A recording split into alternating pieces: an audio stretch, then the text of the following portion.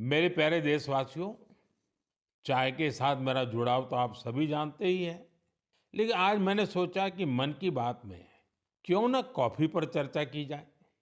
आपको याद होगा, बीते साल हमने मन की बात में अराकू कॉफी पर बात की थी।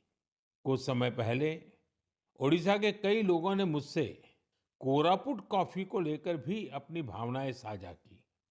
उन्होंने मुझे पत्र लिखकर कहा कि मन की बात में कोरापुट कॉफी पर भी चर्चा हो। साथियों, मुझे बताया गया है कि कोरापुट कॉफी का स्वाद गजब होता है। और इतना ही नहीं, स्वाद तो स्वाद, कॉफी की खेती भी लोगों को फायदा पहुंचा रही है। कोरापुट में कुछ लोग ऐसे भी हैं जो अपने पैशन की वजह से कॉफी की खेती कर रहे हैं।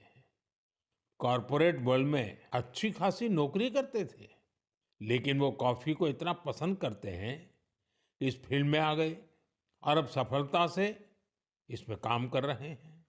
ऐसी कई महिलाएं भी हैं जिनके जीवन में कॉफी से सुखद बदलाव हुआ है।